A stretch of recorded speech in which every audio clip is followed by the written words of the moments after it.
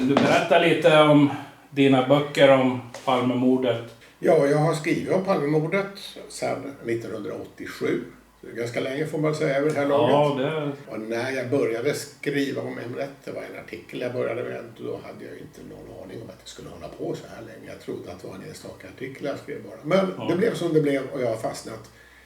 Och nu känns det ju lite svårt att sluta när jag har ägnat så väldigt mycket tid åt det. Ja. Det har ju gått 38 år sedan Palme blev skjuten. Ja. Så din första artikel där, kommer du ihåg vad du skrev då? Eller vad det var för något 87? Det var polisspåret som jag tog upp i den artikeln. För då hade det börjat att skriva så mycket om det. Jag ville få en uppfattning om vilka styrka det kunde ligga i de sakerna. Så jag intresserade mig för det. Och en anledning till att jag gjorde det var väl helt enkelt det att då hade det gått 1,5 år sedan mordet. Och utredningen hade ju inte gått bra. Det hade blivit en skandal med Holmérs avgång. Och det hade visat sig att han som hade gått ut som om han hade lösningen, han hade ju inte det. Nej. Det fanns en massa uppgifter som tycktes ha sopats undan. Och man fick ett intryck av att kanske utredningen inte bedrevs för att man var så intresserad av att sanningen skulle komma fram. Och det där var frågor som intresserade mig då. Så det var liksom det som drev mig att börja titta på det hela. Men hur i själva, medan mordutredningen pågick och var så pass ny, hur svårt var det att få information? Vill du berätta lite hur det gick tillväga då? Ja, alltså det var egentligen väldigt olika.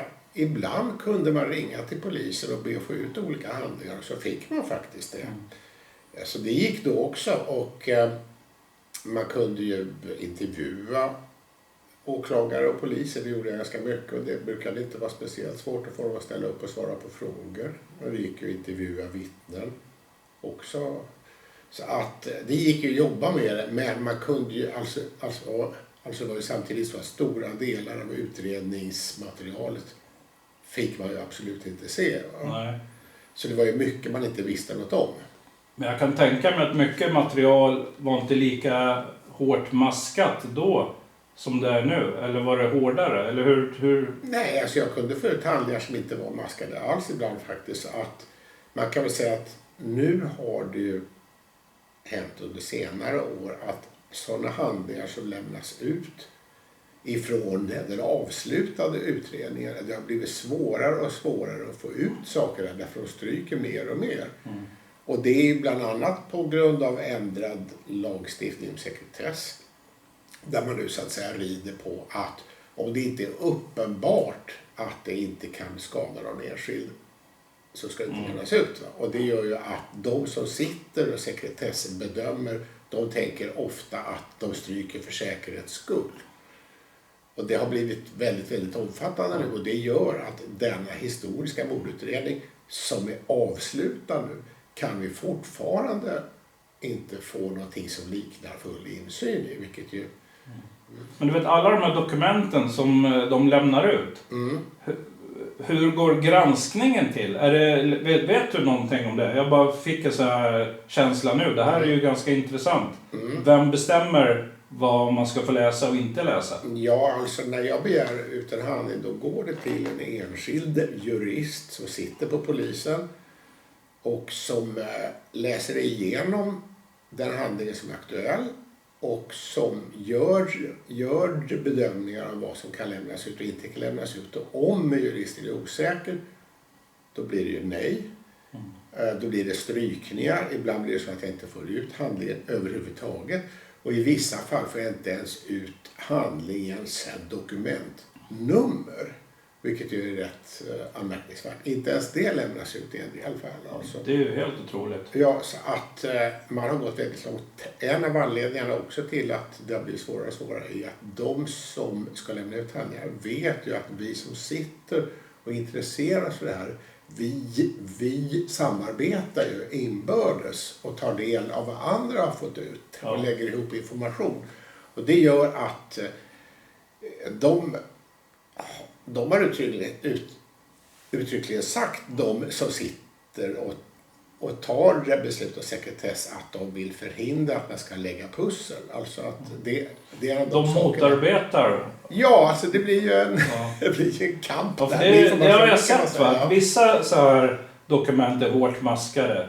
Och sen kan man hitta samma dokument nästan utan några överstrykningar alls. Ja, det kan faktiskt vara så att om olika människor begär att få ut en handling, då kan det vara olika handläggare som sitter och stryker, och det kan bli olika strykningar, så att man kan ibland lägga ihop olika handlingar och få ut alltså olika upplagor av samma handling så att säga, och få ut mer information än vad man kan få ifrån en enskild handling. Men alltså jag kan ju förstå att man ska ta hänsyn till enskilda och inte hänga ut dem i onödan. Speciellt när uppgifter kan spridas på internet och så vidare. Men jag uppfattar det samtidigt som att en del av strykningarna handlar egentligen inte bara om hänsyn till enskilda, även när det är den officiella motiveringen. Utan ibland så tror jag att man använder sig av det för att helt enkelt inte lämna ut sånt som kan anses vara känsligt för olika statliga myndigheter. Att man använder sig av lagstiftningen längre än vad den har täckning för ibland, skulle jag vilja säga. Nu håller vi på och pratar om just Palmemordet då, och jag har ju ett intresse vid sidan om det här. Det är ju liksom så här gammal militaria och sån där militärhistoria. Och när jag har begärt ut dokument där, då vill de ofta veta vad syftet är. Om det är grejer som kan vara fortfarande vara skyddsobjekt eller såna grejer. Men när det gäller så här personer så har jag frågat, varför har ni blurrat dem för? Så här, då säger de att det har med att de kan ha efterlevande som är känsligt. Och det köpte jag då. Att, men det förstår jag ju att då kanske det ska vara hemligt om det är hemligt. Men så när jag då började bli lite nyfiken på det här med Palmemordet och sett det här Palmemordsarkivet och det här. Och vi har ju en gemensam bekant där, Erik Engström. Och han hade suttit och läst något dokument om Stay Behind och de här grejerna. Och där hade han sett mitt namn, så han tappade ju hakan. Och kontaktade mig och skickade en skärmdump på det. Så att jag tappade ju också hakan. Då började jag såklart klura på varför står mitt namn helt öppet. Och angivaren har de blurrat. Och även min kompis har de blurrat. Det tycker jag kan vara taskigt mot mig som person. Att det står helt öppet. Fick du svar på varför? Det har jag aldrig frågat någon. Det är jag kommer att tänka på nu när vi pratar om det här med dokumenten. Så undrar man varför. Alltså den som anger någon, kan de begära att de ska vara blurrade?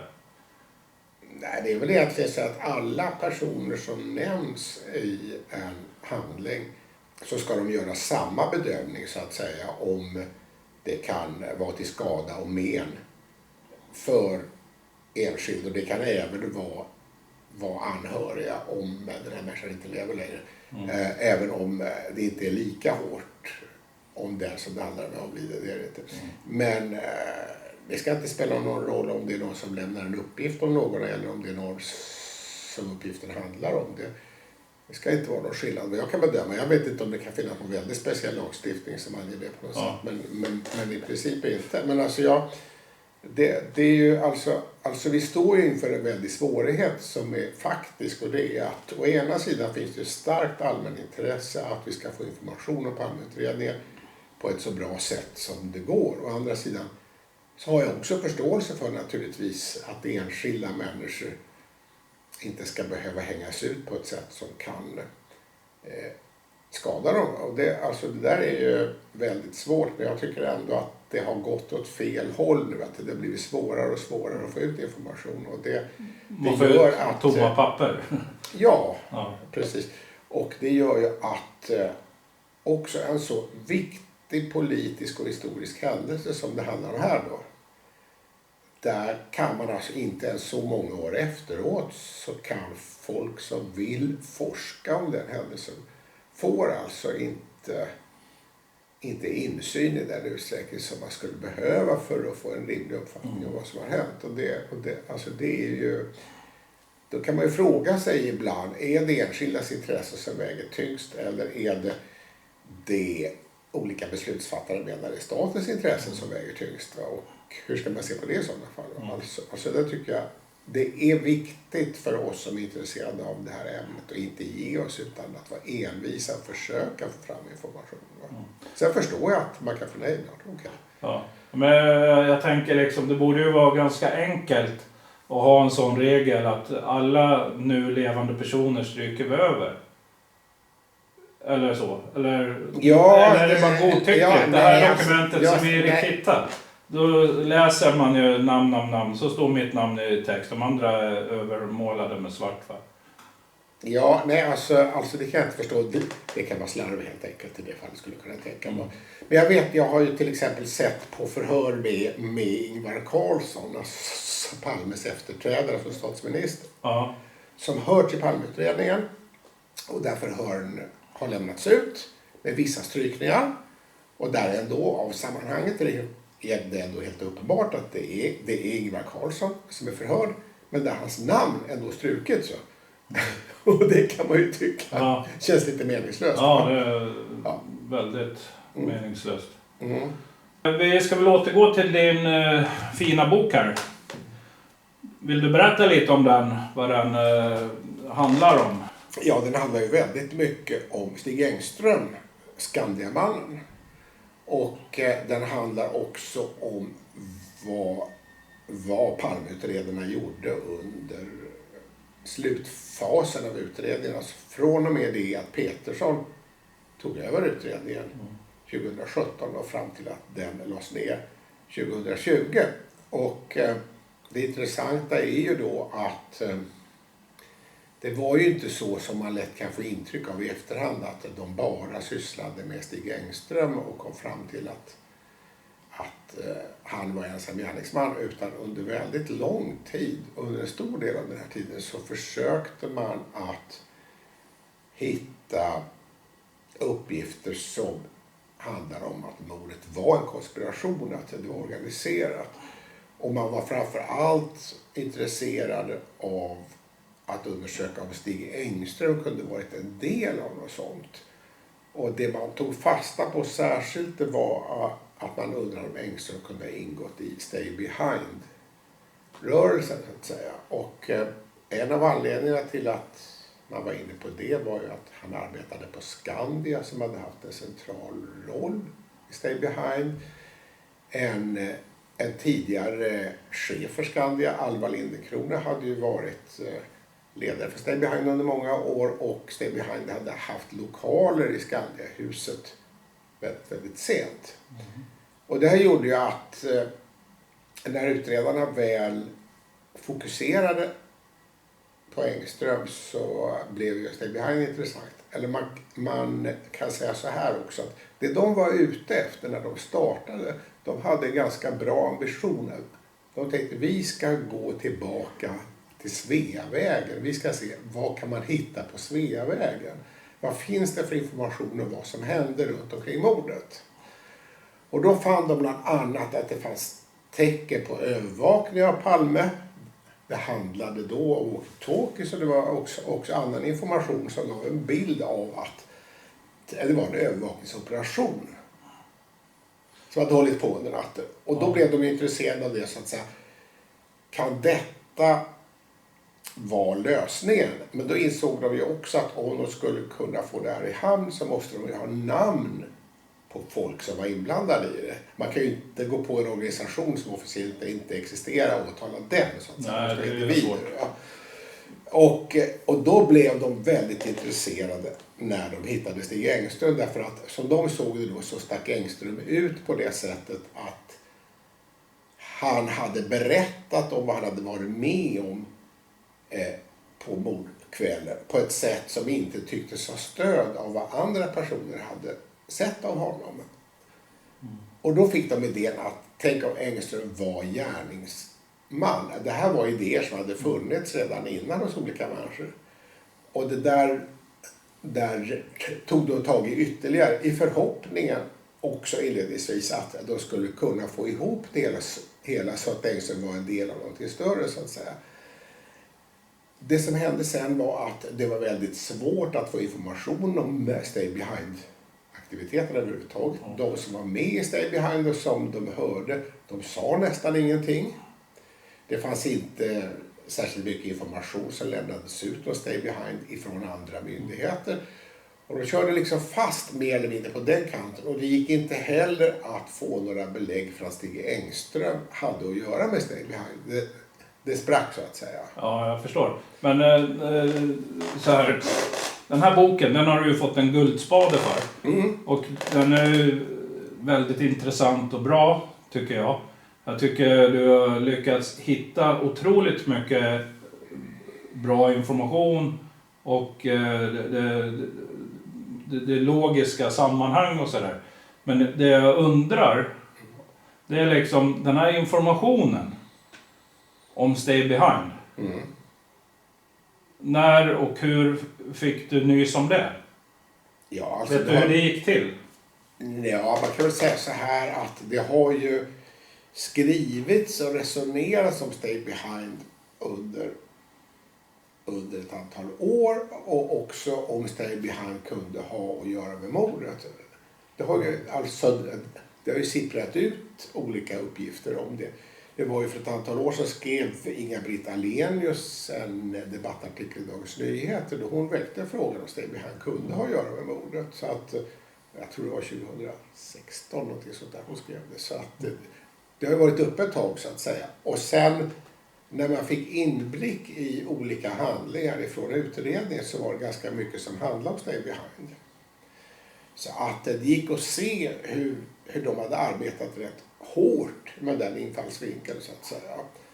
Och sen så, ja alltså det var uppenbart att utredarna hade verkligen gått in för att se om det gick att få fram någonting där. Och de hade alltså egentligen inte kommit till en punkt där det gick att säga att nej, Stay Behind är inte inblandad utan det de kom till var att de kom inte längre så att det var stopp och att de inte kunde få till att Engström skulle vara med där och då stod de inför ett val så att säga. Det fanns alltså mycket uppgifter som ganska tydligt pekade på att det hade varit en organiserad operation under mordnatten. Det fanns uppgifter som handlade om Stay Behind som var obesvarade.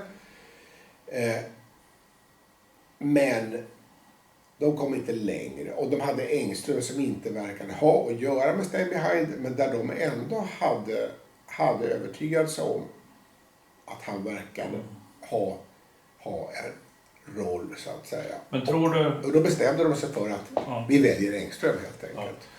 Med andra ord, de la ner jättemycket tid och arbete på att målet var egentligen att hitta mördaren eller mördarna i Stay Behind eller någon avknoppning av Stay Behind. Ja. Men när de körde in i kaklet så började tiden rinna ut och de var tvungna att plocka fram Stig Engström ur garderoben och göra han till en mördare. Eller? Ja, så kanske man kan formulera det. Alltså jag tror ju att de själva var rätt övertygade om att Engström var gärningsman. Alltså, eller man kan snarare säga så här att olika utredare var väl i olika utsträckning övertygade om det. Men alltså, de lutade starkt åt det och de hade, skulle jag säga, låst sig för Engström helt enkelt. Och det var en av de sakerna jag ägnade boken åt. Var att försöka att gå igenom vad fanns det för bevisning mot Engström. Fanns det andra förklaringar än de hade. Gick det att se det som att Engström faktiskt i stora drag hade gjort ungefär det han berättade själv, att han var ett vittne, att han var oskyldig helt enkelt. Och jag tyckte de hittade väldigt mycket stöd för att det var så. Och jag tycker det är väldigt tydligt. Och den första hälften där som när de jobbar med ett spår om stay behind och allt det här. Då är de ju inställda på att det ska vara organiserat, välplanerat. Man kan ha använt de här tunnlarna under jorden och försvunnit in i en dörr vart som helst och kommit ner under marken. Men sen när de inte kommer fram någon vart, alla små spår de är ute och tassar på och söker spår, så kommer de bara rakt in i kaklet. Och sen har tiden gått och då börjar de med Skandiamannen, för att han hade jobbat på Skandia där kan ha funnits ett rum som Stay Behind använt. Man försöker koppla det här och sen att han var på mordplatsen, men att han var ett vittne som ingen såg egentligen. Va? Vi säger att vittnet Jeppson tror han ser mördaren, så är det Skandiamannen han ser. För Skandiamannen försökte springa och se om man hittar mördaren. Eller det finns lite sådana där stories. Ja, alltså det var egentligen så här att det vittnet Lars såg, alltså han stod ju inne i gränden och han har berättat om att han såg en man som kom ut springande strax efter skotten, alltså i stort sett omedelbart efter skotten. Och han hade intrycket av att den mannen hade keps. Och det hade ju Stig Engström. Ja. Så det har ju använts som ett argument för att det skulle vara ett Engström som sprang. Ja. Men alltså det som... Alltså om man lägger ihop de här olika informationsbitarna så kan man säga så här att det säger inte så mycket att vittnen inte berättat långa haranger om Stig Engström, därför att de fick inte frågor om Stig Engström i allmänhet och de hade ju fokus på mordoffret, på ambulans och polis och sådana saker. De var ju inte så intresserade av det stod en man som också var intresserad av det hela. Alltså det var ju inte det centrala för dem. Och det finns alltså flera personer som var vittnen som var där som inte nämns av andra vittnen eller som bara nämns av sådana vittnen som de var där i sällskap med. Så att det är inte unikt, utan det var så. Folk höll inte på observerade andra vittnen jättenoga och de sa absolut ingenting om det i förhör och de inte fick några frågor om det. Så det där smulas egentligen sönder. Och det intressanta blir då att se vad berättade Engström själv och när berättade han det. Och då kan man se att han kom med en massa information om vad han hade varit med om. Som det är väldigt svårt att tänka sig att han skulle haft om inte han hade varit där. Alltså under tiden efter mordet så att säga. Och observera vad som hände då. Och ja, det finns alltså överhuvudtaget så finns det ju massor med frågor som åklagaren inte försökte besvara. En sån fråga är ju varför skulle Stig Engström ha klivit ut ifrån Skandiahuset just i det ögonblicket med ett vapen i handen. Alltså det blir ju så... Han hade ju pratat med väktarna där och de här tidskoderna och det där. Det stämmer ju liksom inte. Det finns ingen förberedelsetid eller så. Nej, alltså jag tycker att det blir helt orimligt. Ja. Nu har ju Thomas Pettersson som skrev en bok om fallet som kom innan och där han har klagat Stig Engström och då har ju han konstruerat en historia om hur det kunde gå till att Engström skulle varit ute vid Grand klockan 21, sett Olof och Lisbeth där, sen fått fram ett vapen, återvänt klockan 23, ångrat sig, gått tillbaka till Skandiahuset, smugit in utan att de sett honom och haft med vapnet när han skulle åka hem och då stötte han på Olof och Lisbeth. Men det där menar jag att man kan visa att det håller inte. Nej, det där är bara för det, teoretiskt så går det väl att sy ihop på tidslinjer. Men rent praktiskt är det nästintill omöjligt. Ja, alltså egentligen går det inte på tidslinjer heller menar jag. För att då skulle Stig Engström ha varit den här mannen som Mårten såg när Olof och Lisbeth började gå hemåt. Ja. Då såg ju Mårten en man som stod där och tittade efter dem. Och då skulle Engström, alltså samtidigt som Olof och Lisbeth började gå hemåt, så skulle Engström ha bestämt sig för att okej, det blev ingen skjutning här vid bion. Jag har gett upp, jag går tillbaka till Skandia. Han skulle ha smugit in i Skandiahuset bakvägen. Ja, Han skulle, alltså han skulle inte ha hunnit det. Då skulle Olof och Lisbeth, de skulle varit vid Hötorget vid det lagen när han kom ut åtminstone. Det var så. Alltså, det stämmer liksom inte riktigt. Ja. Om man kör på det helt orimliga spåret liksom. För att det finns ju så pass många olika vittnesuppgifter om grandmannen och grandmännen. Eller att det är en eller två. Som rör sig lite runt grandbion där och är stirriga och sådär va. Det är ett helt annat. Det gör ju att det blir mer komplicerat än att han håller på och kutar omkring en genomsnäll gubbe som inte har mentala styrka. Han kanske inte ens är Palmehatare va? Eller har ingen orsak.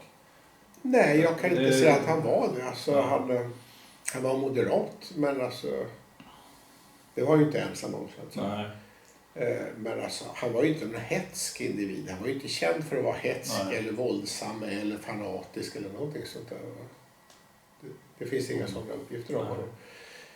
Det kan man läsa om i den här eminenta boken som heter Rättsskandalen Olof Palme. Mordet, syndabocken och hemligheterna. Kan du berätta om mötesscenariot?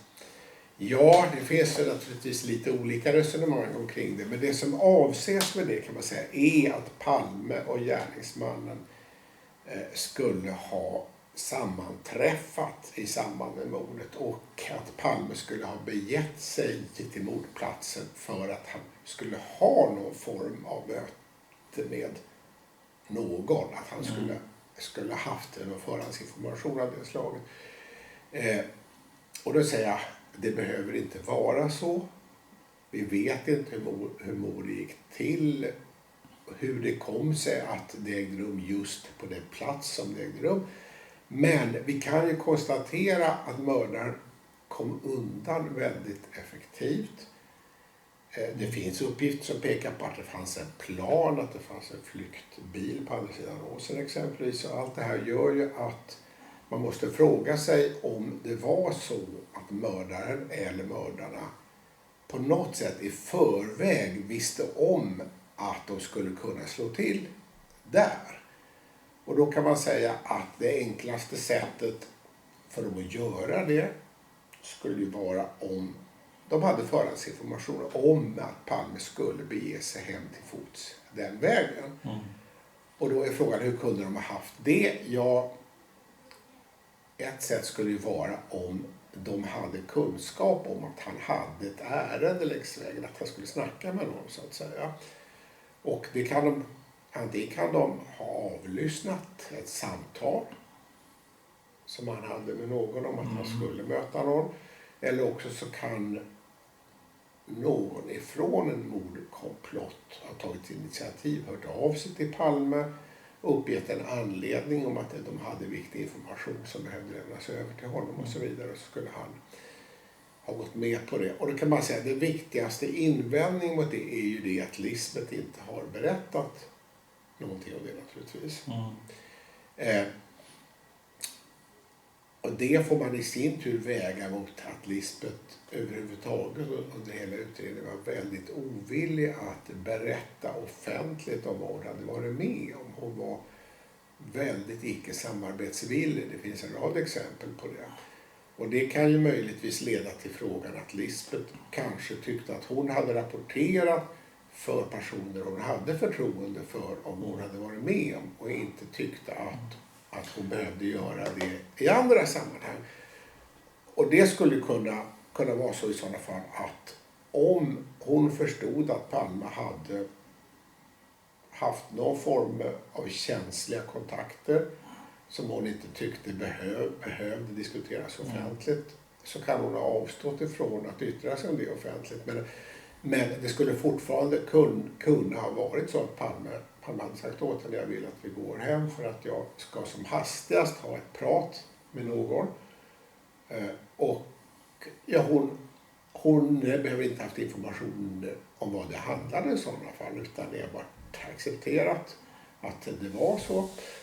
Och då kan man fråga sig, finns det någon information som tyder på att Palme hade något möte med gärningsmannen överhuvudtaget? Ja, och då har vi ju, framförallt så har vi ju 2 centrala vittnen som har kommit med uppgifter oberoende av varandra som pekar i den riktningen. Det ena är det här vittnet Anders B. Eller vi tar Anders D som körde taxi först. Anders D, han satt Han kommer på Sveavägen söderut. Ja, och han står vid rödljus och han tycker medan han väntar på att få grönt ljus, tycker att han ser 3 personer som står och pratar med varandra, vända mot varandra. Sen så får han grönt ljus och då åker han och då smäller det ett skott. Och det här skulle i sådana fall kunna vara så att han ser dessa 3 personer strax söder om en annonspelare som är ganska nära rödljusen. Att de skulle stå där och prata och att de sen skulle ha gått en sträcka söderut alla 3. För att sen har vi då ett annat vittne, Anders B, som hade varit ute till arbetskompisarna och som gick norrut. Gick söderut här också och han ser då plötsligt att han har 3 personer framför sig som rör sig i samma riktning som han och som tycks vara i sällskap och småpratar med varandra. Rätt som det så tar en av de 3 och skjuter en av de andra 3 så att säga. Och han blir chockad och gömmer sig i en port efter det, va. Och det här skulle i sådana fall kunna läggas ihop som att Anders D med taxin, han ser när de står och småpratar. Anders B, han ser hur de senare går fram till mordplatsen så att säga. Och där händer de ganska snabbt alltihopa så att säga. Och det är ju alltså 2 vittnen på nära håll som båda 2 uppfattar att det var en sån kontakt, vilket ju strider mot att gärningsmannen skulle ha smugit sig på Palme hastigt och skjutit honom. De kan ju ha fel, det kan ju alla vittnen ha. Jag säger inte att det behöver vara så här, men det här är ju en uppgift som tyder på att det skulle kunna vara så. Och det finns ytterligare vittnesuppgifter som är lite svårare att ge en bra sammanfattning av, som också pekar i den riktningen. En sån vittnesuppgift i musikläraren Inge M som sitter i sin bil på Tunnelgatan på Sveavägens västra sida.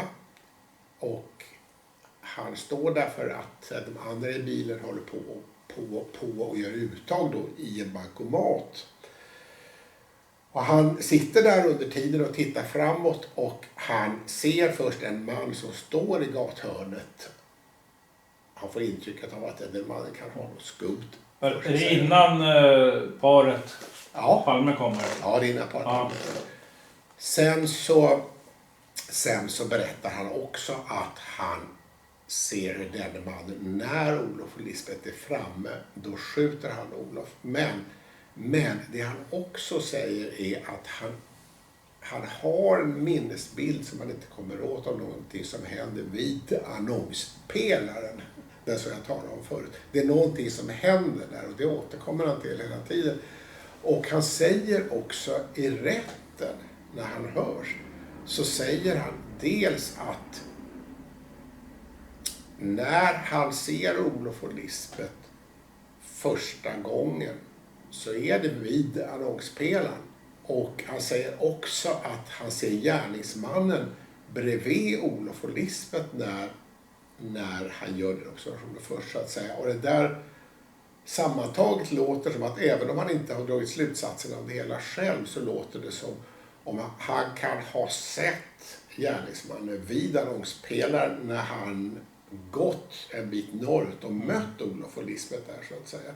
Då skulle de ha stått där en stund och pratat och sen skulle de ha gått söderut. Och det skulle i sin tur också ha inneburit då att gärningsmannen skulle ha etablerat det som någon som var okej, på något sätt. Inte farlig så att säga. Och att det därför var möjligt för dem att vara så nära Palme som han var när han sköt. För han sköt alltså Palme på 20 centimeters avstånd ungefär, max.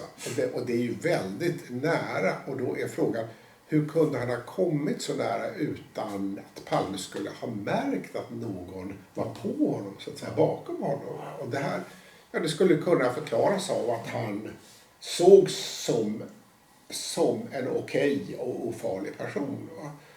Och sen och när han då hinner fram till hörnan och vet att han kan slika iväg in i gränden väldigt snabbt. Då skjuter han och så bara swish in där. Va? Så att det skulle kunna vara ett väldigt effektivt sätt för någon som var iskall i sådana fall att göra på det viset. Men alltså det här är ju fortfarande naturligtvis inte säkert att det var så här. Det finns invändningar mot det. Just det här mötesscenariot. Jag har sett där du har förklarat. Det kommer ett vittne som möter paret Palme. Och han går norrut på Sveavägen. Och när han hör att det smäller. Då hade han gått x antal meter. Det som styrker det här mötesscenariot genom den här observationen som någon har gjort efteråt. Jag vet inte, kanske du som har gjort den. Räkna på tiden. För att om de inte hade pratat med någon, då skulle de ha hunnit längre. Alltså har de stannat upp där. Någon har sagt någonting. Jag tänker ju, när jag såg det här mötesscenariot så tänkte jag att mördaren tar handen på axeln och för att få dem att vända sig om. De kanske vänder sig om och han vill säga någonting. Men de vill inte prata med den här personen och vänder sig om och går. Och då går bandet av för den här killen och han blir vansinnig och skjuter och sen springer han in där. Han ville kanske säga någonting. Så tänker jag när jag såg det där mötesrummet. För det du säger, det styrker i alla fall att det stannar upp. Ja, alltså det finns ju, och det var polisen som när de gjorde en rekonstruktion på plats med ett vittne som heter Nikola som var kock och som gick norrut. Och så berättade att han mötte Olof och Lisbeth i närheten av Skandias entré. Och sen berättade han hur långt han gick vidare innan han hörde skottlåsningen. Och hans egna uppgifter var sådana att om de stämde så hade han hunnit gå mycket längre än Olof och Lisbeth fast han antagligen gick i ungefär samma takt. Och då gjorde polisen en uppskattning av att det var en diff på 43 sekunder alltså som inte var förklarade. Nu kan det ju tänkas att han kom ihåg fel och hur långt han hade gått. Så man får ju ta alla de här siffrorna med väldigt stor försiktighet. Men, alltså, Men någonting hände där. Även om det inte var 43 sekunder så har det stannat upp. Ja, det är det intrycket jag får att det kan vara så faktiskt. Och jag tycker att det är anmärkningsvärt på något sätt att en mördare som tycks agera så iskallt. Alltså han skriker inte, han fladdrar inte, han gör inga onödiga saker. Han skjuter och han ger sig iväg. Han startar med ganska lugna steg och söker han takten och så försvinner han. Alltså det framstår för mig som ganska troligt att det är en person som har kontroll på vad han gör och följer en plan av något slag. Och då tänker man ju, varför gör han detta just där? Är det för att han har följt efter Olof och Lisbeth och improviserar och kommer på att okej, vi tar det där? Eller är det så att han i förväg vet att han ska göra det just där? Va? Och vi har inga säkra svar. Nej, men jag tycker det här mötesscenariot, det är så spännande och intressant. Va? Att finns så många vittnesuppgifter som styrker att det hände, att det stannade upp där. Det jag har läst om Lisbeths iakttagelser. Och i något av dokumenten, jag har det här på datorn men jag vet inte exakt vart jag har läst det. Jag kan inte säga att jag har nummer och såna grejer. Men där säger hon att hon har iakttagit 2 personer på Västerlånggatan ifrån sin bostad. Och hon tyckte de betedde sig udda liksom. Så att det blev en iakttagelse. Det kändes inte trevligt. När de pratar med Lisbeth på sjukhuset, då säger hon att gärningsmannen var lik en av de här 2 personerna som hon har iakttagit i lägenheten. Det är väldigt intressant information. Har de gjort något av den informationen? Nej, alltså jag frågade ju Palmeutredarna efter ett antal år om de visste vilka de 2 männen var, de som var i Gamla stan. Och det hade de inte lyckats att få något svar på. Vilket man kan tycka att det borde ha ganska mycket tid åt att försöka utreda det. Men det verkar inte vara en fråga som låg dem varmt om hjärtat. Och sen finns det ytterligare aspekt av det här som är intressant kan man tycka. Och det är kommissarie Åke Rimborn. Han var en av de 2 poliser som talade med Lisbeth på Sabbatsbergs sjukhus. Och enligt Rimborn så berättade Lisbeth att det var 2 gärningsmän. Och det har senare bortförklarats med att Rimborn måste ha fattat fel. För det Lisbeth egentligen talar om, har sagt, har varit att hon hade gjort observationer av 2 män i Gamla stan och att en av dem liknade gärningsmannen. Men Rimborn har varit mycket bestämd på att nej, när hon sa att det var 2 gärningsmän. Och det där blir lite intressant, tänker jag, när man ska tolka vad det var Lisbeth egentligen såg. För att i rättegången mot Pettersson så beskriver hon ju en observation som alltihopa bygger på. Alltså hon säger att hon flera sekunder efter mordet ser hon en man som står på cirka 7-10 meters avstånd ungefär. Som står stilla och tittar på henne. Och det är den mannen som hon senare säger är Pettersson. Då vet vi att mördaren, han stannade inte upp på det avståndet utan han gav sig iväg så att säga. Däremot stod det ett vittne på det avståndet och det var Anders B som stod i en port. Okej, så det var Anders B Lisbeth troligtvis såg då? Jag skulle tro det. Det stämmer också överens med Anders B's egna uppgifter. För han säger att han stod där i porten. Han såg kvinnan som var böjd över en skjutning. Hon såg som för att få hjälp. Och han själv, han vågade inte ge sig ut ur porten. Och han visste inte ännu då om skottlossningen var över. Men han såg hur hon såg på honom, har han berättat om. Va? Och det gör det, tycker jag, ganska troligt att det var Anders hon såg. Ja. Och då kan man fråga sig, såg hon inte gärningsmannen också? Det borde hon ha gjort när hon var så nära honom. I synnerhet som ett av skotten gick emot henne snett jäms med hennes rygg så att säga.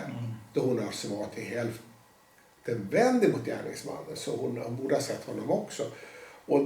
Och det skulle ju kunna vara så då, tänker jag, att hennes ursprungliga iakttagelser handlade om att hon såg 2 personer som när hon hade samlat ihop sig tänkte hon att det var 2 gärningsmän. Dels han som sköt och dels han som stod en bit ifrån. Och sen har det där stökat till sig i efterhand. Men att alltså det skulle kunna vara en tidig uppgift ifrån henne som pekade på att hon faktiskt hade en alltså någon sorts bild av mannen som var in på henne också, fast den har fallit bort senare.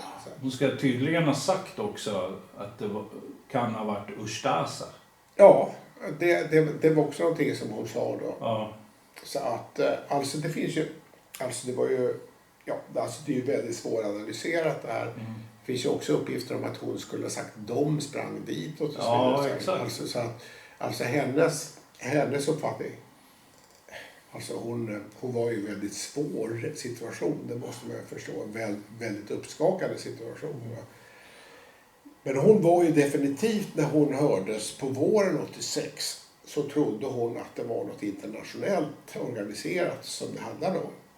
Så att hon var ju inte alls i början inne på att det skulle vara en ensam gärningsman, utan det var ju någonting som hon senare accepterade, så att säga, när hon hade gjort utpekandet då av Pettersson. Och egentligen inte ens då så har hon utvecklat några resonemang om att det var en ensam gärningsman, utan det kan mycket väl vara så att hon kunde ha trott att Pettersson kunde ha ingått i något större. Men, alltså det... Antingen så har polisen varit för snälla mot Lisbeth, alltså för tillmötesgående och sådär.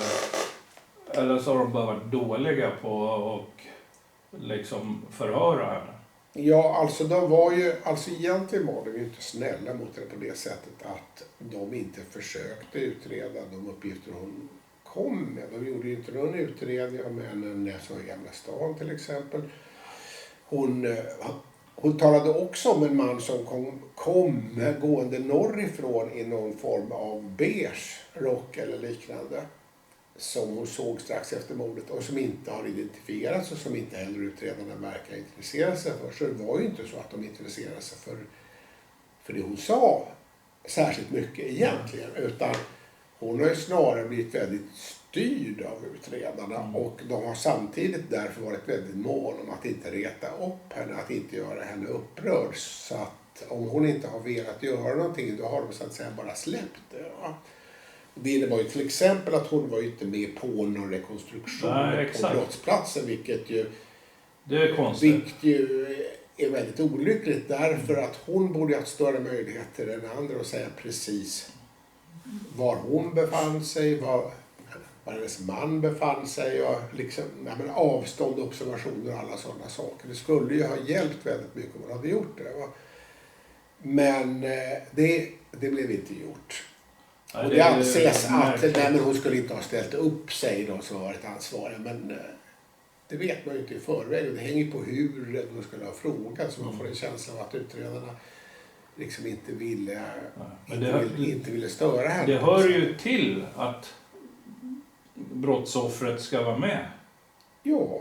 Och så. Ja, alltså det är liksom centralt. Det är ju mer praxis. Ja. Än, och det var ju till och med så som åklagaren Solveig Riberdal berättade för Marjasin-kommissionen, att när det var aktuellt med att förbereda rättegången mot Pettersson, så sa Lisbeth åt henne att jag vet inte om jag ställer upp. Och det gjorde ju Riberdal väldigt, väldigt olycklig. Så märkligt där. Ja, för man kunde ju tycka att även om det var en väldigt svår upplevelse för Lisbeth att ställa upp i så rättegång, det måste man ha förståelse för, så var hon ändå en ganska tuff person, så man tycker att det skulle hon nog ha klarat. Men hon var uppenbarligen, av skäl som man kan ha sympati för, hon var misstänksam emot utredarna överhuvudtaget. Va? Hon var inte övertygad om att de handlade i hennes förtroende var inte på topp alltså. Nej, det var inte det. Nej. Och det hade hon ju anledning till, för att Holmér, som hon hade förtroende för i början, han hade lyckats med att få henne att lita på honom. Men det han gjorde var att han hade en kontakt på Dagens Nyheter, Ann-Marie Åshäder, som han berättade om sina samtal med Lisbeth. Och det skrev senare Åshäder om, och då blev ju Lisbeth fruktansvärt upprörd över det och såg det som ett svek. För det hade hon liksom, men han hade ju sagt att han skulle ju absolut inte göra något sånt. Så hon var ju skeptisk och bitter och misstänksam emot utredarna överhuvudtaget. Va? Och det kan man säga med facit i hand som den här utredningen har skött, så att det hade hon ju själv, kan man säga. Alltså man kan ju undra hur mycket de har pratat inom familjen om det här genom åren. Ja. Och så. Ja, och där kan man ju säga att det var nog en svår situation i familjen, för att vi vet ju att Lisbeth höll fast vid hela tiden att det var Pettersson. Sen hon en gång hade bestämt det så höll hon fast vid det. Och då sa ju sönerna också när de intervjuades att ja, vi tror att det är så, det som hon sa, det var Pettersson. Men när hon hade avlidit, då ändrade det sig väldigt snabbt. Då var det antagligen... Och Joakim var väl på Skavlan, va, eller någonting? Ja, det är riktigt. Och det handlar inte om det. Men däremot efter det att Lisbeth avlidit, då gjorde ju både Mårten och Joakim uttalande med innebörden att det nog kan ha varit Stig Engström istället. Va? Så det var ju som att när Lisbeth inte levde längre, då kunde de ändra uppfattning väldigt, väldigt snabbt. Va? Och det gör ju att det är ju lätt att se att i familjen gick det nog inte att ha några djupare samtal om detta. Det var väldigt låst. Lisbeth hade ju gått ut och sagt att det var Pettersson. Och det gick nog inte att snacka om den saken egentligen. Men vad sa... Var det inte Joakim? Han var äldsta barnet, va? Ja, det är riktigt. Men han sa någonting oväntat på tvn? Ja, det var i Skavlan. Och där så sa han det att... Han ringde men det funkade inte, fick inte tag på honom. Och det är väl ett uttryck för att det var liksom illa organiserat. Olof Palme hade försökt att ringa livvakterna innan de gick ut, men han hade inte fått något svar. Och jag pratade med Joakim Palme om det efteråt också, och det visade sig att han hade ju bara, det han hade, det var att han hade hört av sin mor att hon hade velat att de skulle ha livvakter med sig, och att hon hade fått intryck av att de skulle ringa livvakter, men sen hade det inte blivit av, så att säga. Alltså det var inga livvakter med, helt enkelt. Alltså han hade ingen förstahandsinformation om att Olof skulle ha ringt. Va? Och man kan också säga så här att långt innan Skavlan, alltså många år innan Skavlan, redan på 80-talet, så genomfördes det en statlig utredning om Säpos ansvar för skyddet av Palme. Och om det var så att livvakterna inte skulle ha varit tillgängliga, så skulle det ha kommit fram då. Då skulle ju familjen Palme ha sagt det då. Så det här känns som en väldigt långt i efterhand icke underbyggd sak som man inte ska ta så allvarligt på, tror jag. Nu när vi har pratat om Lisbeth och bröderna och mötesscenariot här, så tänkte jag bara nämna, om vi ska nämna Olof Palmes dagbok. Har du några tankar om den? Den försvann, eller den ville de inte lämna ut. De ville inte lämna den till polisutredning. Alltså jag måste säga att jag har inte alla detaljerna omkring det här med dagboken i huvudet, så jag ska inte försöka sitta här och spekulera. Men jag pratar gärna om en annan handling med anknytning till Palme istället. Ja. Jag skulle prata om personakten om Palme som fanns på Säpo. Och det är en av de mest anmärkningsvärda händelserna i hela Palmeutredningen, skulle jag säga. För att det var så att Säpo hade naturligtvis i uppdrag att ha en personakt på statsministern. Och den personakten, den skulle givetvis innehålla allting som berörde Säpos uppgifter. Det vill säga hotbilder mot Palme. Och också naturligtvis försök att få kontakt med Palme från personer som kunde tänkas representera intressen som var skadliga för Sverige och sådana saker. Riskbilder, alla möjliga saker som hade att göra med Palme skulle ju in där naturligtvis. Va? Och man kan alltså kallt räkna med att under årens lopp så borde denna personakten, den måste ha omfattat många tusen sidor. Ja, den måste ha varit gedigen. Ja, och det är också ganska självklart att man på Säpo måste ha förstått att när nu statsministern är mördad så kan personakten innehålla information som skulle kunna ge hjälp i utredningen. Och man kan också tycka att då borde ju Palmeutredarna, om inte Säpo själva lämnade över personakten, så borde ju utredarna ha frågat om denna personakt redan 1986. Men det intressanta är att något sånt skedde inte, utan först under Peterssons utredning, alltså i slutet av Palmeutredningen, om det nu var 2018 eller 2019, jag kommer inte ihåg det. Då bestämde sig Petersson för att de skulle be Säpo att få Palmes personakt, för man ville kika på den. Och då kunde man ju tänka sig en massa olika svar. Man kunde tänka sig att Säpo skulle sagt att vi kan inte lämna ut alltihopa, för det här är också annan sekretess som inte ni har att göra med, eller någonting sånt där. Va? Ja. Men det sa de inte, utan de sa något helt annat. De sa så här att vi har letat och vi hittar inte akten. Den är borta. Den är borta. Det finns inga formella beslut om att det ska förstöras, vilket ju händer med en del andra akter ibland när man tycker att någonting är överspelat. Men det finns inga sådana beslut, utan den är bara försvunnen. Och så uppgav det tjänsteman på Säpo ungefär, han gav informationer till utredarna då att det kan ju vara så ändå att den har ändrats upp. Det är ju helt galet. Ja, och alltså vem har tillgång till den och fattar det beslutet? Ja, det är en väldigt bra fråga. Där har du ett stickspår. Väldigt bra fråga. Där har du ett stickspår till någon annan underliggande tentakel eller någonting. Ja, det är en väldigt bra fråga. Ja. Ja, det måste ha funnits naturligtvis också uppgifter om olika stater och regeringar och rörelser som var fientliga mot honom och så vidare. Alltså måste ha funnits hur mycket som helst. Det måste ha funnits enskilda personer som hotat honom under årets lopp och så vidare. En enorm mängd information. Men den måste finnas.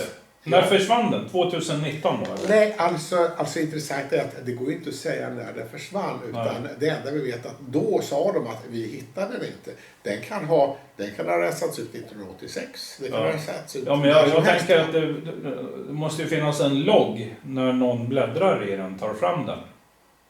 Ja, absolut. Så. Men det enda de här som satt då sa, vi har ingen aning.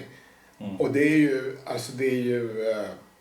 ja, det är väldigt anmärkningsvärt. Och det var ju då som en av Peterssons utredare, han sa till mig då att det kändes det som att det inte var någon idé att gå vidare med utredandet. Om andra statliga myndigheter gör så här och förstör utredningsmaterial, vad ska vi göra då? Ja, men tänk att kunna förstöra den och komma undan med det. Ja, och det är som du säger, det kanske ligger i en låda någonstans. Ja. Det är mycket möjligt. Ja, den måste ju finnas någonstans. Ja, man tycker nästan det. Va? Men alltså, förmodligen är det så här, och det måste vara klart för sig, att Säpo och andra liknande hemliga tjänster, de följer inte vanliga myndighetsnormer, utan de har som regel att rätt mycket förstörs. Alltså väldigt mycket saker de gör finns inte kvar helt enkelt. Va? Det stämmer säkert. Va? De skulle kunna ha förstört den här akten också. Någon skulle kunna ha gjort det. Men det skulle också kunna vara som så att man har bestämt sig för att den här lägger vi någon annanstans. Det vet vi inte. Va? Nej. Men det säger någonting om svårigheterna att få en schysst utredning när man står inför sådana saker. Ja, men i det där läget, va? Det är, som du säger, luften går ur. Det är liksom, gilla läget. Du kommer inte en millimeter till. Nej, det här är ganska tufft. Så. Det är det, va? Om man inte har jäkligt bra känningar med någon som har haft access till den. Som kan kolla eventuellt när den sågs sista gången. När någon var där och pillade. Kan jag tycka i alla fall. Det kan man tycka, men det är så här att, och det får man ha klart för sig, att de som jobbar på Säpo och liknande ställen, de har ju skrivit på sekretessavtal, så att det är ju i allmänhet så att man säger ingenting. Va? Nej, det finns något som heter tystnadsplikt livet ut. Du har skrivit i din bok om en person som du kallar för ingenjören. Ingenjören, det var någon gubbe som skickade 2 tomhylsor. Och jag vet inte riktigt bakgrunden till det där, om han skickade dem och tog på sig mordet Eller om det bara var hat han skickade. Eller, vill du berätta lite om den här ingenjören? Ja, det var alltså så här att det kom ett brev till Kjell-Olof Feldt som var finansminister i Palmes regering strax efter mordet. Och det brevet var anonymt och det innehöll 2 patronhylsor av typen Magnum-ammunition. Alltså det skulle kunna vara hylsor som var knutna till de 2 mordkulorna till och med. Och i det här brevet så har då skribenten sagt att han representerar en organisation som tar på sig mordet. Han menar att det var en avrättning och inget mord och att det var en nödvändig uppgift och sådana här saker. Och han blir inte identifierad så länge utredningen är öppen. Men det här var så tidigt alltså så att det var redan nära in på. Det var några dagar efter mordet. Alltså. Ja, det är ju helt otroligt. Det har jag inte hört talas om. Nej, alltså det här var väl inte sånt som kom ut offentligt då. Men det kom väl fram sådana här saker. I och med att utredningen lades ner och handlingar kom fram så gick det att få fram uppgifter. Och då var det 2 privatspanare kan man säga som intresserade sig för det här. Och som tyckte sig se väldigt tydliga samband mellan detta anonyma brev och en person som har varit aktiv på nätet under lång tid och som driver en kampanj om att svenska myndigheter är att jämföra med Hitler-Tyskland på grund av en trafiksäkerhetsfråga som han är osams med dem om. Okej, vad är det för något? Ja, det handlar konkret om att handlar vägsalt. Han anser att det är väldigt skadligt med vägsalt och att det är ett oerhört brott att man ägnar sig åt spridning av det i Sverige. Och den mannen, han har alltså uttalat sig i en rad olika sammanhang väldigt hätskt emot socialdemokratin bland annat. Och när de började leta upp uppgifter om honom så gick det att få en ganska så fullständig bild av hans hätskhet och också att det tycktes vara han som hade skrivit det här anonyma brevet. Och de kontaktade då Svenska Dagbladet och lämnade över informationen till dem och journalister där började arbeta med det här fallet och det visade sig att den här mannen, han erkände för Svenska Dagbladet att det var han som hade skrivit brevet. Helt otroligt. Och att han hade lagt ner hylsorna. Att de fick tag i honom. Ja, nej men alltså de hade alltså de här 2 som hade ägnat sig åt det här innan hade identifierat honom då så att säga. De visste vem det var. Det gällde bara liksom att få fram någonting att skriva om också. Ja. Svenska Dagbladet, de tog de här uppgifterna. Och han erkände att han hade skrivit det här brevet, att han skickade med hylsorna, men han menade att han hade inte varit inblandad i mordet utan han hade bara skrivit så här ändå. Men det visade sig att han hade alltså varit innehavare av en Magnum-revolver, men han hade alltså inte bott i Stockholms län så att den hade aldrig blivit kallad till att provskjutas. Mm. Och han hade också uttalat hot mot andra ledare socialdemokrater. Han hade dömts för olika brott och han hade till och med dömt. I samband med en dom så hade hans Magnum-revolver tagits i beslag men inte provskjutits. Otroligt. Eftersom han inte bodde i Stockholms län. Mm. Och sen hade polisen sålt denna revolver på auktion om eller om det var SKL som hade sålt. Men den hade i alla fall sålts vidare. Och det borde i princip gå att spåra vem den nya ägaren var om man var intresserad av att få tag i vapnet. Och det gick ju att höra den här mannen om utredarna skulle vilja göra det för att han var i livet fortfarande. Men och då skrev Svenska Dagbladet rätt utförligt om det här och så frågade de ju då Hans Melander som hade varit spaningsledare i Palmeutredningen på slutet. Och Melander sa att jag kan inte göra någonting om Petersson inte öppnar utredningen igen. Så de blev varse den här personen då, ingenjören, efter 20 då? Eller? Ja, det var just det. Det var 2021 som Svenska Dagbladet skrev om det. Och då säger Melander att jag kan inte göra det själv. Det krävs att utredningen öppnas igen och det är åklagaren som bestämmer det. Och då frågar Svenska Dagbladet vad Petersson får säga om det. Och han sa att om det inte kommer fram några bevis så tänker inte jag öppna utredningen. Och det är klart, det kommer inte fram några bevis om man inte öppnar utredningen. Så att det hände ingenting. Fastän, alltså jag skulle vilja säga så här att det finns ju inte några bevis för att den här mannen skulle vara Palmes mördare. Men det finns ju indicier som är, tycker jag, åtminstone av samma dignitet som det var med Stig Engström. Det är helt otroligt. Jag tycker... Du berättar här att han skrev det där brevet med de här tomhylsorna i. Men hur kunde de spåra till rätt person? Hörde han av sig själv? Ville han bli upptäckt? Eller hur gick det till? Ja, det där kan du säkert läsa om. Det framgår nog i Svenska Dagbladet. Och om det inte gör det där så kan jag nog hitta lite information det också. Så jag ska inte sitta här och försöka ta det bara ur huvudet så här. Ja, för jag bara tänker liksom när du berättar det här, va? Det är ju jäkligt spännande. Va? Och man undrar ju liksom hur man lyckas bara genom att man har ett brev och spåra upp.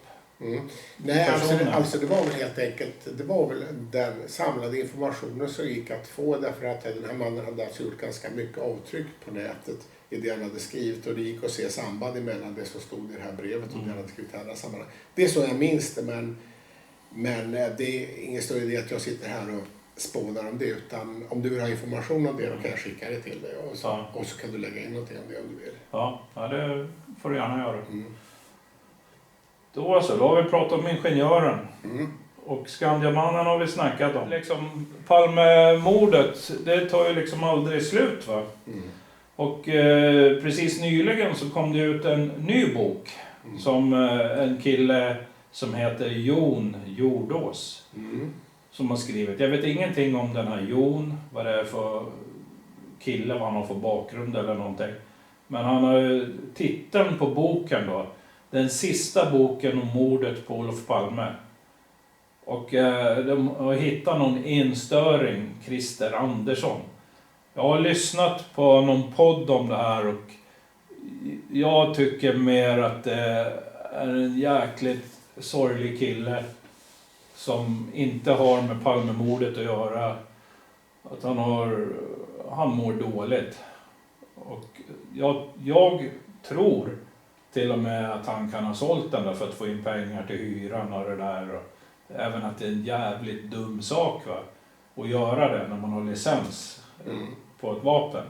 Men att man kan göra sådana här dumheter när man kommer ekonomiskt trångmål och paniklösning. Jag har skrivit på min blogg nu 2 långa texter som handlar om Jon Jordås bok och om de här resonemangen som han får fram. Och bara för att ta upp det här sista på slutet så kan man säga att jag tror också att det är ganska rimligt att tro att den här Christer då, att han helt enkelt, han hade alltså ekonomiska svårigheter vid den tiden han säger att han sålde det här vapnet. Han hade anledning att räkna med att han skulle kunna få mera om han sålde det svart. Han behövde pengar. Och kanske ännu viktigare, om han hade varit gärningsman så tror jag inte att han hade hittat på en så udda historia. Alltså jag kan tänka mig att om han var oskyldig och han visste att utredarna var intresserade av honom, och det visste han, så var ju det enklaste för honom att berätta precis som det var istället för att ljuga ihop något annat. Utan då berättade han, ja, jag var dum, jag sålde den.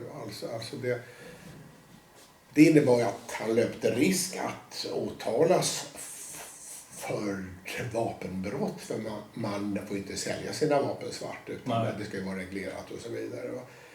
Men det hade ju inte... Alltså, det hade det väl varit värt om han genom att berätta precis som det var så kunde han ju i alla fall ha sluppit ytterligare andra bekymmer. Men om han var gärningsman så kunde han ju naturligtvis ha gjort någonting som var mycket lättare. Och jag går igenom de här olika alternativ han kunde ha gjort. Det smidigaste han kunde ha gjort skulle inte tagit många minuter. Han kunde ha bytt ut pipan på revolver. Han kunde ha bytt ut, haft ett illegalt vapen. Jag tror aldrig man skulle, det förekommer ju nästan aldrig, alltså typ aldrig att folk som har licens på vapen förekommer i mord. Nej, men om han hade av någon anledning varit så omdömeslös så att han hade gjort det, då hade han ju alltså åratal på sig, för att det var så 1994 som han berättade om att han hade sålt vapnet svart. Då hade han alltså haft 8 år på sig att skaka fram en annan lösning. Och då tycker jag att då är den här lösningen att han säger att jag sålde vapnet svart. Alltså det är ju inte någon bra historia. Det väckte uppmärksamhet. Ja. Och om han var skyldig borde han då ha räknat ut att det skulle kunna leda fram till att han avslöjades. Så att jag har väldigt svårt att se det som ett indicium på att han skulle vara gärningsman. Utan det är en enklare förklaring att det han sa faktiskt var sant. Va? Han, alltså, det är, som du säger, han var en man som hade hamnat i ekonomiska svårigheter. Han var en ganska enstörig person. Och alltså en sån som det är lätt att bilda sig några enkla nedsättande uppfattningar om man vill. Men det känns väldigt orättvist. Det finns inte några tunga saker att ta på. Men det här berodde ju på att Palmeutredarna hade ju vid det här laget bestämt sig för gärningsmannaprofil som handlade om att mördaren var en enstörig ensam man som det inte gått så bra för. De hade bestämt sig för det så att säga. Och det menar jag är en orimlig slutsats. Jag menar, det skulle kunna vara så. Men alltså, det är bara en chansning att dra till med det. Men de var så fokuserade på det och de skulle ha tagit en sån människa. Och då blev det han som fastnade där och som de ägnade väldigt stort intresse åt. Men som de ändå inte hittar några bevis mot. Han blev aldrig anhållen. Ja, men jag tror han hade svårt att behålla det här. Alltså, jag har fått intrycket av att han var lite kruff. Han var missnöjd med sig själv, hade inget lyckligt liv. Och så gjorde han korkade saker, alltså som inte matchade enligt utredningen då. När de begärde in vapnen så säger de att han är skyldig för att han inte lämnade in sitt vapen. Men han kanske bara inte orkar. Ja, och det, är de intresserade för att komma hit och hämta det? Ja, om man ska komma ihåg att han säger alltså att han sålde vapnet 92, vilket stämmer ganska bra med vad hans bror minns. För att hans bror sa att han kom ihåg att han hade sett vapnet ganska sent också. Och då är det så lång tid efter att de skulle ha provskjutit. Så han hade all anledning då att tänka sig att de har släppt det där nu. De bryr sig inte längre. Va? Så att, därför att som han själv sa, han väntade i början på att de skulle höra av sig. Och sen heter det då att utredarna skrev till honom, men det är alltså de var inte på honom speciellt effektivt åtminstone. De kunde ha sett till att gå på honom snabbare om de hade velat. Nu var det först 94 och snackade med honom. Det var 8 år efter mordet. Med tanke på närheten då? Alltså ha tillgång till den personen. Han bodde ju precis i krokarna inne i stan. Ja, han bodde inte så långt ifrån. Så, ja, precis. Och sen när han flyttade till för sig, han fanns ju då i Stockholmsområdet och så här. Så att alltså, nej men alltså det var ju att man ville ha en ensam gärningsman av den här sorten. Och eftersom han inte hade alibi heller så blev det liksom så att det kunde vara han. Och det kan man säga många att det kan vara han. Men alltså, det räcker liksom inte det som finns där. Jag ser liksom en sorglig historia när de liksom hängde upp det här mordet på honom. Så att säga. Man kan ju även tänka på Palmemordet att det faktiskt är över 130 personer som har erkänt mordet. Ja. Så att... Ja, och man skulle vilja ha svaret, men det är också viktigt att man inte bara hugger ett svar. Så här har vi lösningen, för det vet vi. Det var han, för att, utan måste ha respekt för de människor som det handlar om när man gör det. Absolut. Ska vi avrunda det här med bara, om du vill nämna någonting om kulorna på mordplatsen. Att de hittades inte på en gång. De hittades en dag senare, eller var det flera dagar senare? Ja, det var ju så här att kulorna hittades av två privatpersoner på lördagen respektive söndagen. Så det var ju inte så att teknikerna hittade dem under mordnatten fast man var där och jobbade rätt hårt med att samla ihop snö och grus. Och ja, exakt. De skottade upp snön. Jag får mig till och med att de gick med så här gasolvärmare. Det kan de mycket väl ha gjort i alla fall. Så det där är lite anmärkningsvärt och väldigt svårt att se vilka slutsatser man kan dra av det. Jag har funderat på, kan någon privatperson ha hittat en kula, tagit med hem som souvenir, ångrat sig och gått dit igen och släppt den efteråt. Ja. Alltså, tänkbart, va? Ja. För att också så, en av kulorna låg ju bakom en pelare. Så att man det var ju Palmekulan. Ja, hur kunde det ha hamnat där? Alltså, det är klart, nu finns det ju studsar och rikoschetter och man kan tänka sig att den har hamnat någon annanstans och någon sparkade till den och så här. Alltså det finns ju många möjligheter. Ja. Men det här har ju naturligtvis lett till en diskussion om det verkligen var de här två kulorna som hade använts i mordet. Jag tror att det var det. Ett starkt argument för att det var de två kulorna är ju att de fragment av ammunition som hittades på Olofs och Lisbeths kläder stämde isotopmässigt med kulorna. Så att då kan man säga om någon skulle ha fifflat så skulle de då ha fifflat rätt ordentligt. Och det känns nästan bortom vad jag tycker verkar realistiskt. Jag vet inte vad man skulle ha tjänat på något så invecklat. Va? Så att jag tror att kulorna var de rätta. Det är i alla fall min gissning. Va? Ja, jag brukar tänka så här på de här kulorna liksom, va, som var... Det var ju ingen speciell kula. Det var ju liksom en viss kula det är ju fabrikstillverkad ammunition. Jag tänker att det här när man snackar om isotop grej att det stämmer. Då undrar jag lite hur stor skillnad är det på en annan kula? Om man skulle mäta. Ja. Jag tänker ju att den flesta ammunitionen bygger ju ungefär, det är samma legeringar, samma material i princip. Mässinghylsa, blykula och en mantel av mässing eller koppar eller någonting.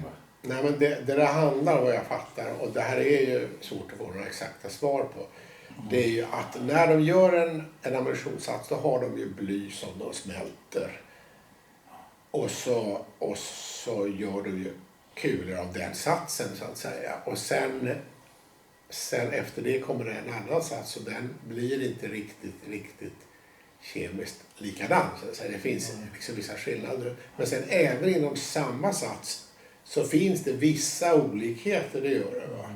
Så att, men alltså det är ändå så att man har under rätt lång tid, även om man nu har börjat utfärda varningar för att inte vara för säker på det. Men man har under rätt lång tid så har man jobbat med att som ett sätt att sortera så att säga när man ska analysera ammunition, så kan man säga att om det har samma isotopvärden eller ungefär samma isotopvärden så är det sannolikt att det kommer från samma smälta. Och då eftersom just den här uppsättningen isotopvärden var ändå rätt speciell och alltså en ganska liten del av alla kulor av det här slaget som hade sålt så att säga. Så att det stämde pekar ju rätt starkt på att det var de kulorna som man hittade på Sveavägen som hade skjutits mot Olof och Lisbeth. Alltså det är den rimligaste och enklaste förklaringen kan man säga.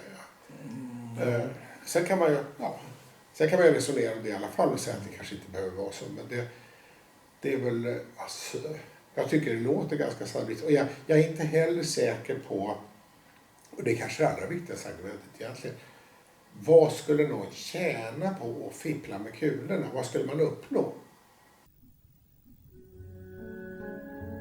Det har ifrågasatts om det var rätt kulor som hittades på Sveavägen.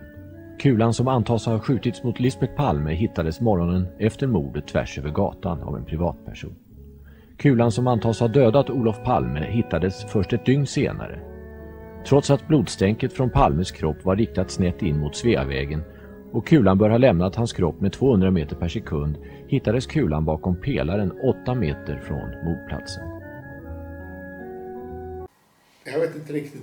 Vinsten skulle vara så stor samtidigt som man skulle löpa en risk att någon skulle märka vad man höll på med.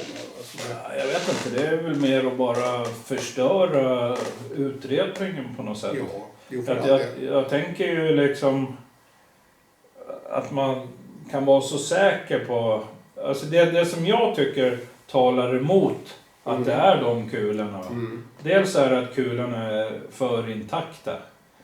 Och samtidigt så det som talar emot det är skadorna tycker jag. Det är liksom, jag tycker hålen är för små. De hål man kan se om man googlar kläderna och det och tittar på dem så är det svårt. Och det man får se även i utredningsmaterialet som finns. Så jag tycker ju att utgångshålet borde vara större än ingångshålet i ryggen. Nej, jag har svårt att se det. Man tittar på bilderna på skjortan och slipsen och det här va. Så är det jättesmå hål där. Och jag har så svårt att tänka mig att när man skjuter någon som kulan går igenom jackan, kavajen, skjortan, undertröjan och sen igenom, han skjuter av hela ryggraden.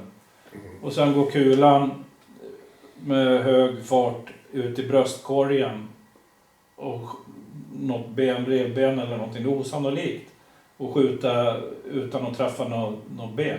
Du vet, det är lungor, det är allt möjligt. Sen ska kulan ut genom bröstkorgen, den ska ut genom alla lager med kläder.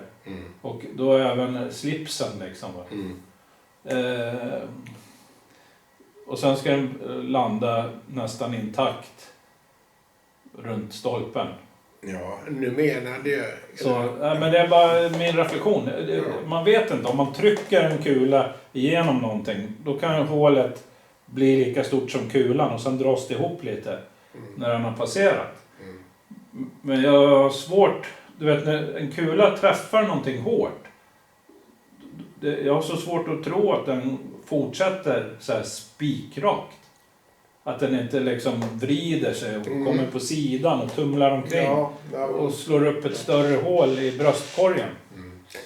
Ja, nej men det är ju, jag har ju läst igenom den här tekniska delen av förundersökningsprotokollet där de håller på att gå igenom liknande frågor rätt mycket. Men det var rätt länge sedan jag läste det nu så jag ska inte sitta här och försöka låsa så. Det ska jag inte göra. Nej. Men det är väl en bra diskussion. Men det ska du antagligen prata med någon som är initierad. Ja, men jag tittade på ett YouTube-klipp därifrån. Jag tror det var striptease eller någonting. Växla eller förvilla i det här fallet polisen. Då skulle just välja en sån kula också.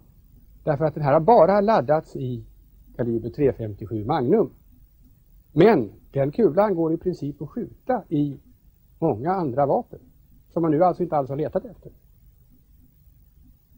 Och för att visa det så har jag här tagit fram 2 hylsor. Det här är bara några exempel. Här ser ni 2 stycken hylsor som är likadana men de är olika långa. Och den ena är alltså en .357 Magnum-hylsa som den här är hämtad ifrån. Det andra är en 38 special som är en annan revolverkaliber. Samma diameter på kulan men kortare hylsa.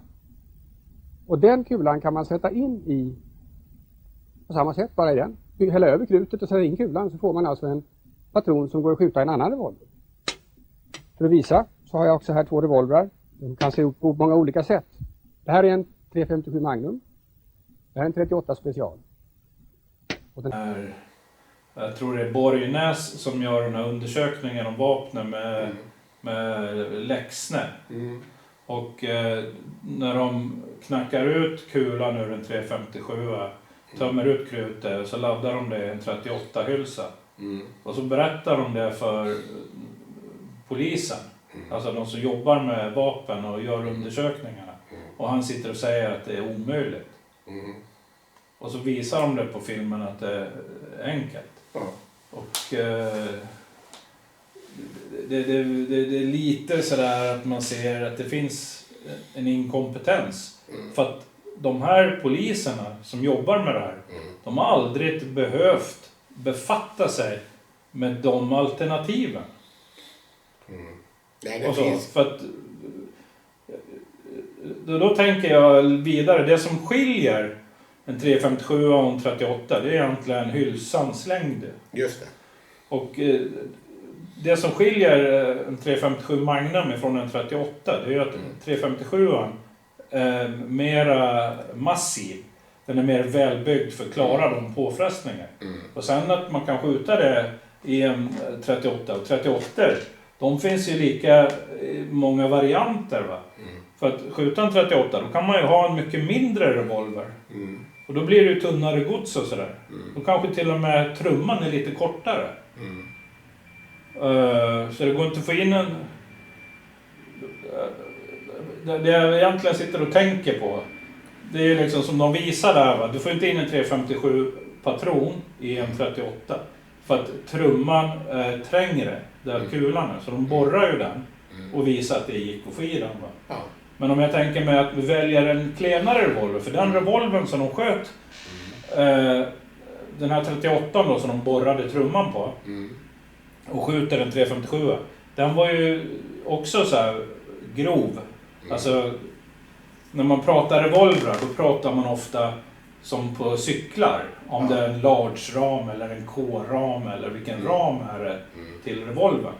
Och det var en grov revolver, den 38. Ja. Så där har det. Men om du vill ha en lättare 38 att bära, då är det mycket klenare gods.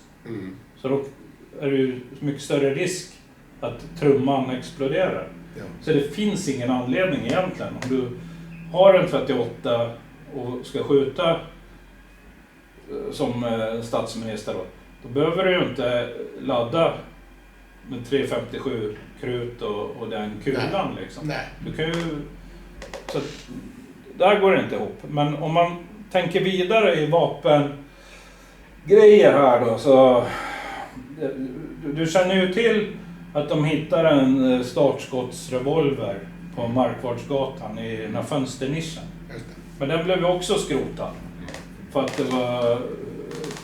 det var en startskottsrevolver. Men om man borrar en startskottsrevolver, sån här Minus, då kan man skjuta 38 redan.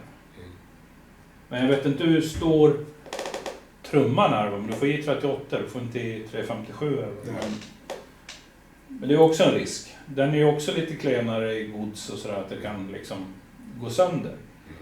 Så jag utesluter egentligen att man skulle göra någonting sånt där krångligt. Nej. Ja, men det kan säkert vara så. Så antingen är det de kulorna som de har hittat, fast jag tycker det är obegripligt. Eller så har man valt en mycket mer ett finkalibrigare vapen än en revolver då. För att man skjuter sönder ryggraden, sen går kulan sönder och blir kvar i kroppen. Och så kan det vara något ben eller någonting, bröstben, som har gjort de där små hålen där framme. Jag vet inte. Det är bara en tanke jag har. Okej. Ja, nej, men det... För att man vill inte lämna något spår. Nej. Jag tänker på en sak som är intressant, och det är ju det här Nationellt forensiskt centrum som kom då 2020 med en rapport som lades fram vid Petersons presskonferens. Som ju liksom visar vilken cirkus det har varit i vapenfrågan i Palmeutredningen. För då är det en expert från NFC som säger att det går inte och det har aldrig gått att knyta ett visst vapen till de 2 kulorna. Ja, det kan jag hålla med om. Och det säger han alltså efter att man i 34 år så har de då hållit på och sagt om igen, vi måste få tag i revolver, får vi bara tag i revolver, vet vem som har skjutit och så vidare. Och så säger han det här, alltså det är ju så...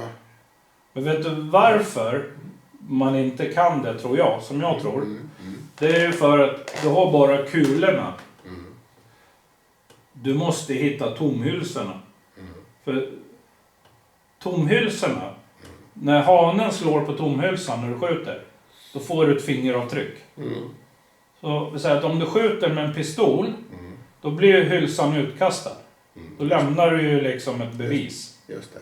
Och hittar du en sån hylsa, då kan man härleda den till vilken pistol. För att alla pistoler har olika fingeravtryck på hanen. Och det är ju samma på revolvern. Bara det att revolvern, den har ju tomhylsorna kvar i trumman. Just det. Så att pipan, den förändras kanske över tid och så här och med korrektion och grejer. Men vi säger att om du har en tillverkad en viss piptyp, en viss piplängd från samma företagare, då ser ju alla likadana ut. Det kan ju vara någon avvikelse, en liten knöl eller någon mikroskopisk grej. Men det kan du aldrig hitta på kulan, för kulan åker ju rakt igenom på bommarna, va? Ja, just det. Så att du får ju bara de märken av bommarna. Eftersom det är som att dra ett sandpapper så här över en plåt. Ja. Då kan inte du säga vilket sandpapper det är. Ja, nej men det är ju säkert så att det är väldigt svårt och kanske omöjligt att göra en koppling. Men alltså det intressanta är ju att då har man alltså under hela utredningen har man gått omkring och låtit som om att det här ordnar sig. De kunde lika gärna sagt att det är ingen idé att ha några provskjutningar i sådana fall, men det sa de ju inte. Utan det lät ju som att det var en mycket viktig åtgärd. Va? Ja. Så det är intressant. Ja, men jag tycker de har lagt ner, för att vara lite rolig då, har de lagt mycket krut på att göra en massa skjuttester med 357, alltså där de har prövat olika vinklar och skjuta i marken och på olika underlag liksom så här, för att se hur kulorna blir. Ja. Och jag tycker de lyckades inte så bra liksom.